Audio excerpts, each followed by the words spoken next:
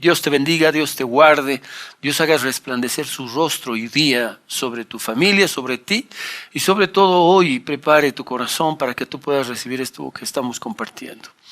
Hoy vamos a concluir ese pasaje tan hermoso que hemos leído, que estaba leyendo Juan capítulo 14, pero también vamos a finalizar con este tema: los falsos profetas, los falsos maestros, los apóstoles fraudulentos y mentirosos, que nos llama mucho la atención que se está sirviendo en este tiempo.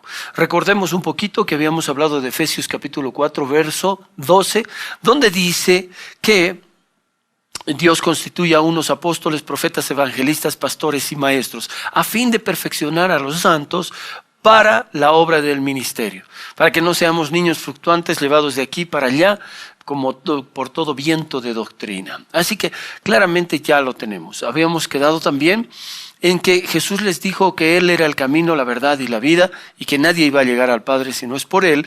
Con esto daba a entender que no había otra forma, que no había otra verdad y que no hay otra forma de vivir.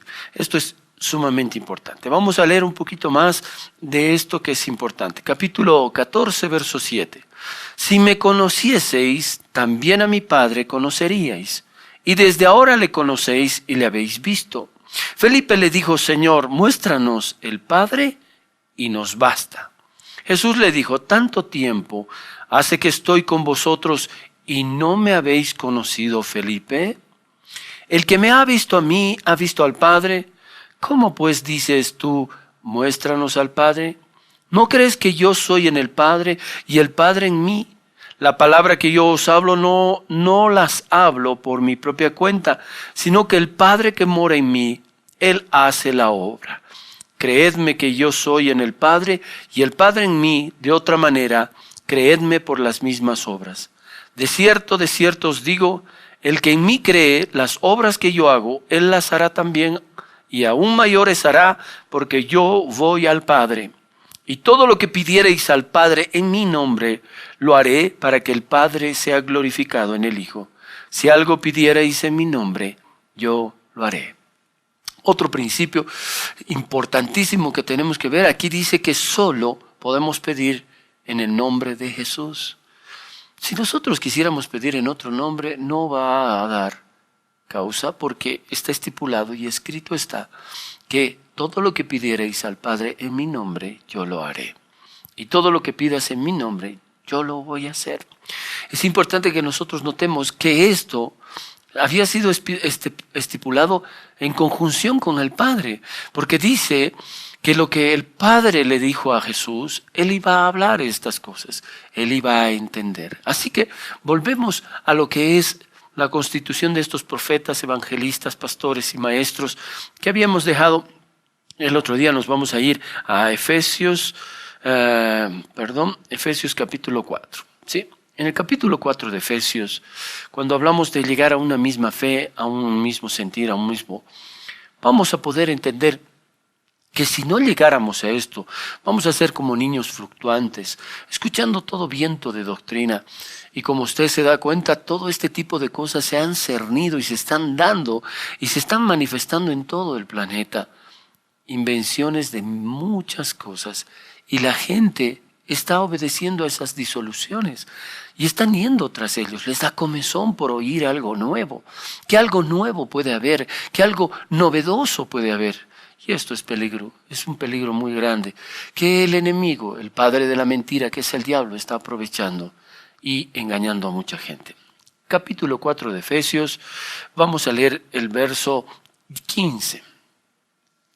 Sino que siguiendo la verdad en amor, crezcamos en todo, en aquel que es la cabeza, esto es Cristo, de quien todo el cuerpo, bien concertado y unido entre sí por todas las coyunturas, que se ayudan mutuamente, según la actividad propia de cada miembro, recibe su crecimiento para ir edificándose en amor. Una cosa importante que en esto, como somos el cuerpo de Cristo debería crecer uniforme. El cuerpo de Cristo tiene que crecer en todo. Y para este crecimiento necesitamos que los 5 ministerios funcionen. Definitivamente un apóstol va a ser un cuidador de la doctrina de Dios, va a ser ese hombre que está celoso y siempre va a buscar en todo corroborar que está escrito. Es por eso que a los apóstoles mentirosos y fraudulentos se los descubre muy rápidamente, porque ellos no hablan conforme a la Biblia. Ellos hablan conforme a sus beneficios, a su corazón o a las cosas de este mundo, para ser oído por la gente. Mas el verdadero apóstol es aquel que vigila la sana doctrina, que está pendiente. ¿Se acuerdan de lo que pasó con el apóstol Pablo y Pedro? Miren, se los voy a leer esto que es importante. Vamos a irnos al libro de Gálatas. En Gálatas pasa algo que es muy importante. Gálatas capítulo 2. En el capítulo 2 nos va a enseñar el apóstol Pablo que lo reprende al apóstol Pedro. ¿Por qué los reprende? ¿Qué es reprender? Llamar la atención sin dañar, pero siendo vehemente en lo que crees para decirle qué estás haciendo, por qué estás haciendo estas cosas. Vamos a leerlo. Gálatas capítulo 2, verso 11. Pero cuando Pedro vino a Antioquía, le resistí cara a cara porque era de condenar, pues antes que viniesen algunos de parte de Jacob, comía con los gentiles, pero después que vinieron, se retraía y se apartaba porque tenía miedo de los de la circuncisión. Y en su simulación participaban también los otros judíos, de tal manera que aún Bernabé fue también arrastrado por la hipocresía de ellos. Pero cuando vi que no andaba rectamente conforme a la verdad del Evangelio, dije a Pedro delante de todos: si tú siendo judío vives como los gentiles y no como judío, ¿por qué obligas a los gentiles a judaizarse? Nosotros judíos de nacimiento y no pecadores de entre los gentiles, sabiendo que el hombre no es justificado por las obras de la ley, sino por la fe de Jesucristo. Nosotros también hemos creído en Jesucristo para ser justificados por la fe de Cristo y no por las obras de la ley, por cuanto las obras de la ley nadie será justificado.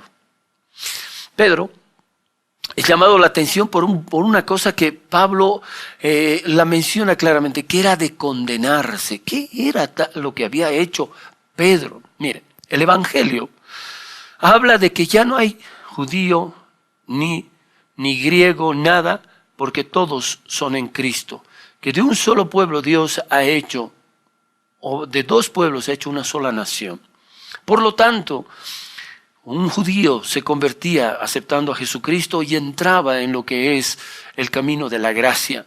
Ya no hacía las obras de la ley, sino que empezaba a vivir por la fe. Definitivamente ahora Pedro hacía un simulacro en su corazón de querer agradar a la gente y de quedar bien con la gente. ¿Y esto qué quiere decir?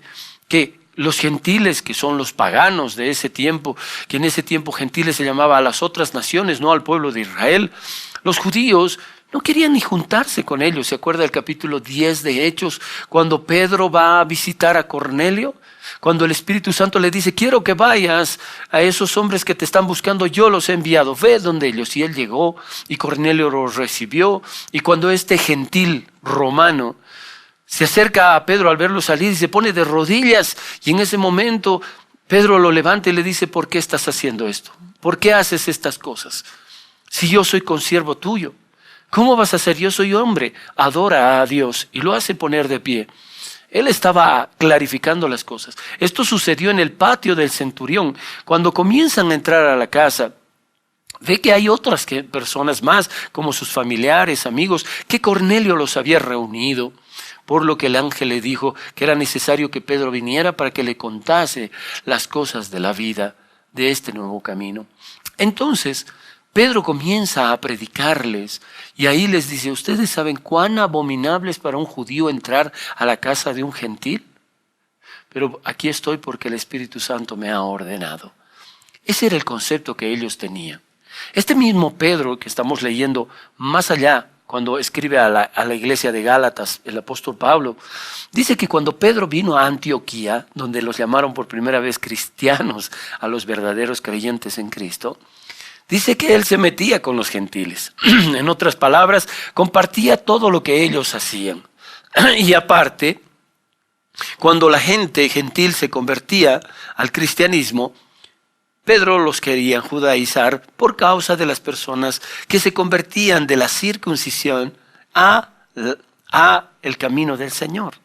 Entonces actuaba Pedro tratando de ganarse a la gente y congraciarse y decir, no te preocupes, todos somos iguales y todo esto. Y eso no era verdad. Entonces aparece el apóstol Pablo y le dice que era de condenarse y delante de todos le llama la atención. ¿Por qué? Porque cuando venían personas de parte de Jacob, ¿se acuerdan? El hermano del Señor, de Jerusalén. Estaban viniendo de Jerusalén.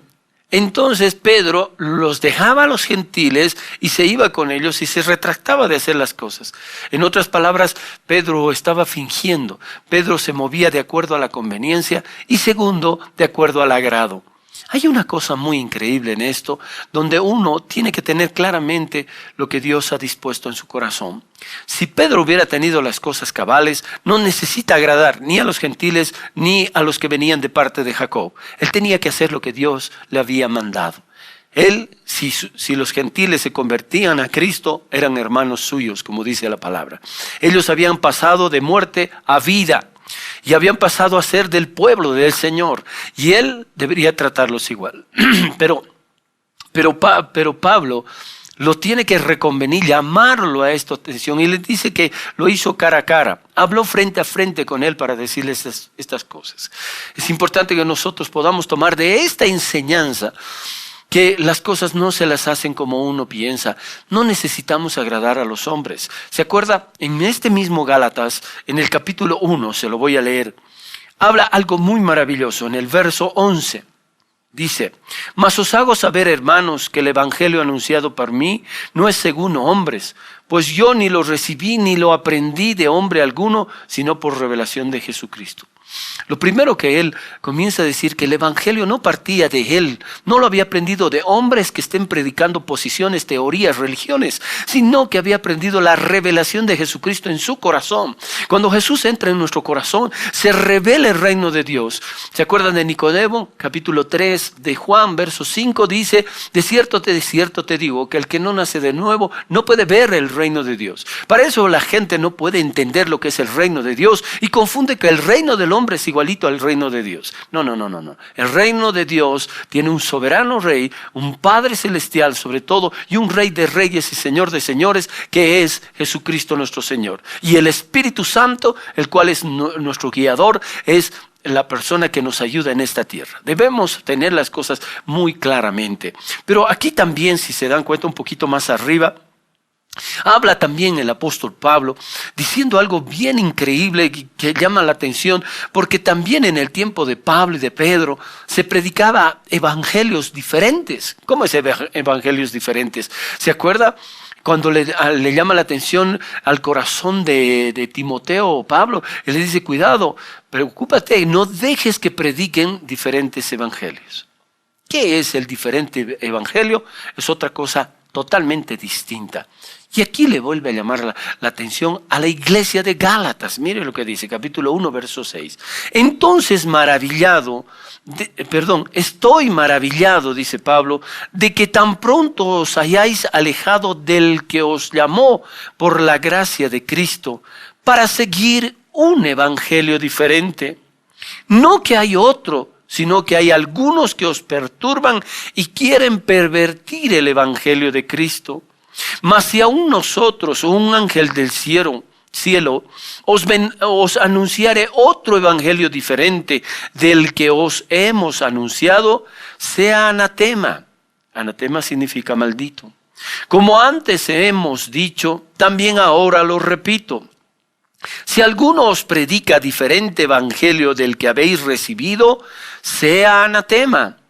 Y este es el verso que quiero que le preste muchísima atención. ¿Cuál es este verso en el cual nos va a llamar muchísimo la atención? Este verso que dice algo importantísimo. Por eso lo reprendió a Pedro.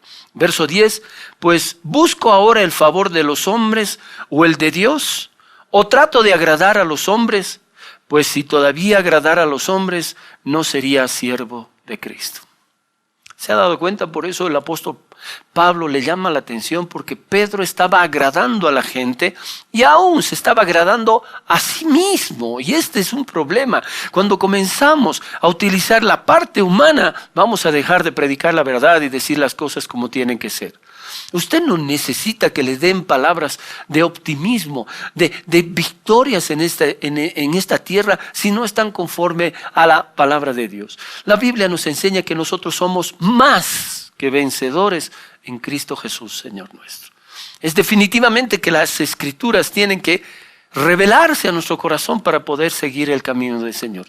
Creo firmemente que a través de lo que estamos enseñando en este tiempo y en este estudio bíblico, preparado específicamente porque Dios así lo quiso, se va a abrir su entendimiento y su corazón, porque usted se va a dar cuenta de que hay muchas cosas que se están dando que no tienen nada que ver con el Evangelio de Dios.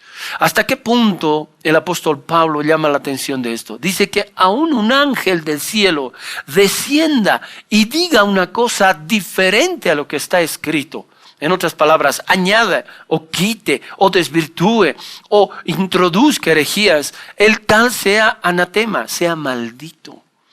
¿Cómo puede hablar con tanta certeza y con cuánta rudeza el apóstol Pablo? Es que sabe que él era celoso del Evangelio del Señor. Y las cosas hay que hacerlas conforme a lo que Dios manda. Vamos a irnos rápidamente también al Evangelio, no es Evangelio, a la carta de Judas. Judas está antes de Apocalipsis, esta carta en el Nuevo Testamento. Y se va a fijar lo que va a decir. Es increíble lo que nos va a aconsejar él. Tiene un solo capítulo, vamos a leer desde el verso 1. Y dice: Judas, siervo de Jesucristo, hermano de Jacob, a los llamados santificados en Dios Padre, guardados en Jesucristo. Misericordia y paz, amor os sean multiplicados. Verso 3. Amados, por la gran solicitud que tenía de escribiros acerca de nuestra común salvación, me ha sido necesario escribiros exhortándoos que contendáis ardientemente por la fe que ha sido una vez dada a los santos. Mira, qué lindo dice esto. Que nosotros contendamos, que es contender, no es pelear. Contender es decir, esto dice las Escrituras. No, esto yo pienso, esta es mi posición, esto es lo que yo creo que debería ser. No es así. Es escrito, está como el Señor Jesucristo ha dicho. Y por eso nos exhorta que defendamos ardientemente por la fe lo que ha sido entregado para los santos, lo que nos ha sido dado para los santos. Si se da cuenta, el fin de nuestra fe es la salvación de nuestras almas. Romanos capítulo 10, 17 dice que la fe viene por el oír y por el oír la palabra de Dios. Definitivamente su fe tiene que estar fundamentada en lo que oye de la palabra de Dios. Lo que está escrito, lo que usted lee o le dicen, eso es importante. ¿Qué más dice este Judas, medio hermano de Jesús? Como le llamamos, es Jacobo, el hermano de Jacobo. Y sabemos que en Gálatas capítulo 1, verso 15 en adelante, dice que Pablo, cuando recibió esta revelación, subió para estar reunido con Pedro, con los apóstoles. Y estuvo con Pedro 15 días. Y después de eso no vio a ninguno otro de los apóstoles, solo a Jacobo, el hermano del Señor. Claramente las Escrituras nos están hablando de todas estas situaciones. Pero ¿qué más dicen? ¿Por qué le da ese consejo de que ardientemente pelee eso de la fe? No es que defienda su fe ardientemente. Verso 4 de Judas. Porque algunos hombres han entrado encubiertamente, los que desde antes habían sido destinados para esta condenación.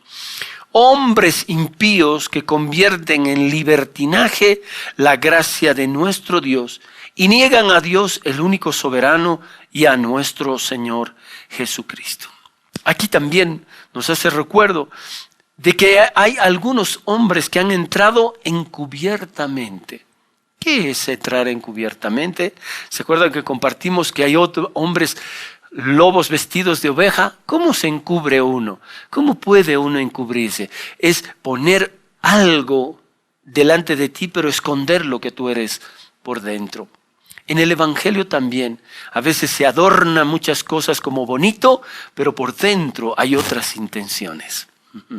Qué curioso, encubiertos, encubiertos.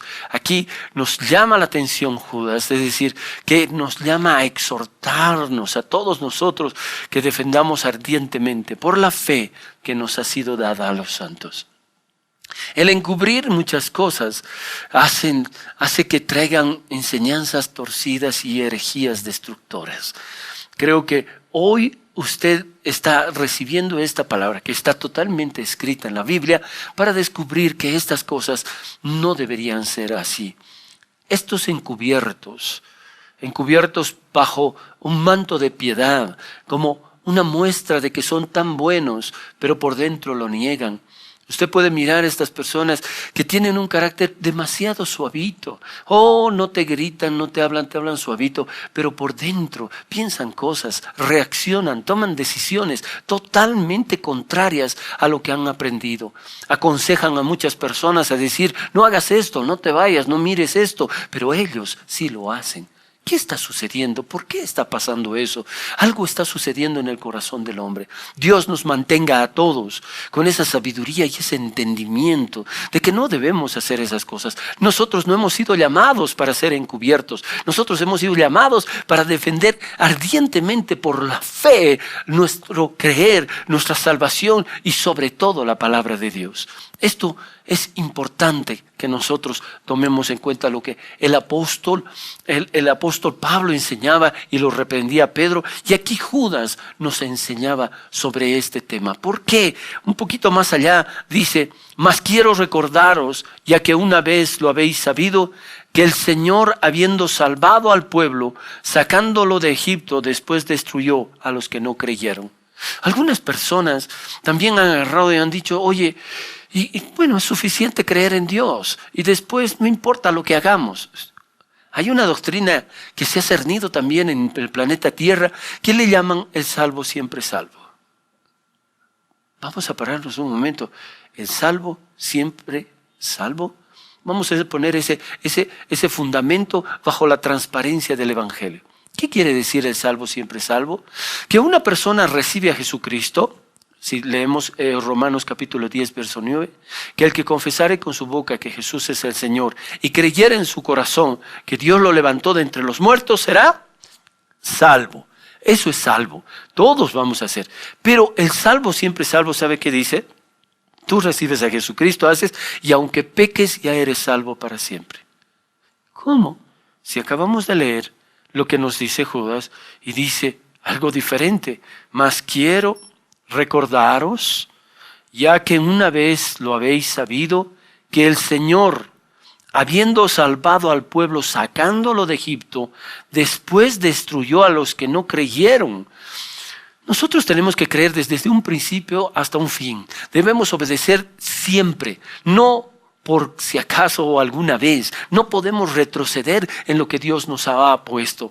Por eso hay algunas personas, supuestamente profetas, apóstoles, evangelistas, pastores o maestros, cualquiera de esos ministerios que están hablando, no, la salvación no se pierde, la salvación ya está dada, tú puedes seguir pecando, ya no eres así, ya no eres esa. Y la gente, como le gusta, lo hace. Se han criticado que en la antigüedad se vendían indulgencias y que podían pagar de anticipado por los pecados que ibas a cometer. Y los han criticado y han dicho, ¡qué barbaridad! ¿Cómo pueden hacer eso? Pues tristemente ahora están usando la Biblia para hacer lo mismo. Están tratando de hacer eso y también le están poniendo demasiado valor al dinero para hacer mercancía de la gente.